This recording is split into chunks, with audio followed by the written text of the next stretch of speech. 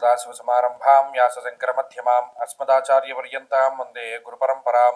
జ్యోతిషాస్త్రాన్ని భావితరాల వారికి ప్రసాదించిన ఋషుల యొక్క పాదపద్మాలకి నమస్కారం చేసుకుంటూ, అలాగే నాకు ఈ జ్యోతిష విద్యను నేర్పిన గురువర్యులు జ్యోతిష బ్రహ్మ కీర్తిశేషులు శ్రీ ఈరంకి సూర్యనారాయణ మూర్తి గారు, సూర్యశ్రీ దేవజ్ఞ గారి యొక్క పాదపద్మాలకి నమస్కారం చేసుకుంటూ, ఓం శ్రీ మహాగణాధిపతి నమః, శ్రీ గురుభ్యో నమః, హరి ఓం.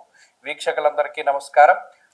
కర్కాటక రాశి వారికి సానుకూలమైనటువంటి గ్రహస్థితి గోచరిస్తూ ఉన్నది.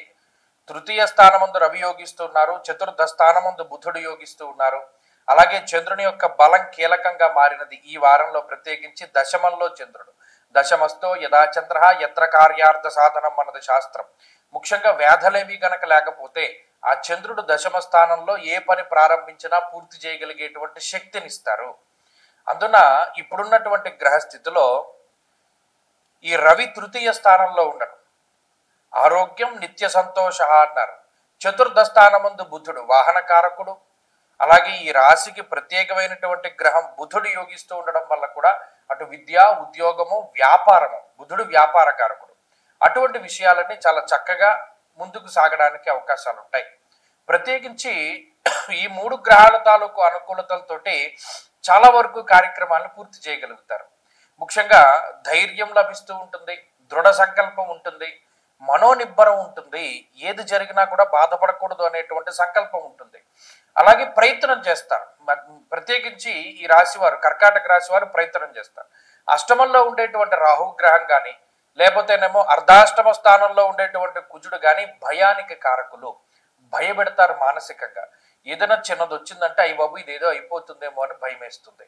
ఏదైనా ఓ రూపాయి పోయిందంటే అయ్య బాబు ఇలా పోతుందేమో అని భయం వేస్తుంది. అంటే చిన్న చిన్న విషయాలకి అతిగా స్పందించి భయపడేటువంటి పరిస్థితులకి ఈ గ్రహస్థితి కారణమవుతుంది. కాబట్టి ఈ భయాలు అనేటువంటిది కొంచెం తగ్గించుకోవాలి. మానసికమైనటువంటి భయం అనేటువంటి దాన్ని తగ్గించుకోవడానికి ప్రయత్నం చేయాలి. మనోధైర్యాన్ని పొందడానికి ప్రయత్నం చేస్తూ ఉండాలి కర్కాటక రాశి వారు. ఆరోగ్య పరిస్థితులు బాగున్నాయి. ప్రత్యేకించి వ్యయస్థానమందు గురుడు కూడా కొంత లేజీ, అంటే బద్ధకానికి కారణమవుతారు.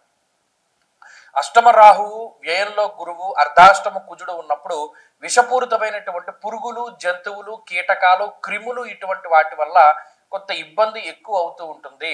ఆ విషయంగా కొంత జాగ్రత్తలు తీసుకోవాలి. ఏదైనా పాకే జంతువులు, ఎగిరే జంతువులు, దోమల దగ్గర నుండి, ఈగల దగ్గర నుండి ఎక్కువ ఇబ్బంది పెడుతూ ఉంటాయి, ఇరిటేషన్ తీసుకొస్తాయి. అటువంటి వాటి నుండి జాగ్రత్త పడాలి.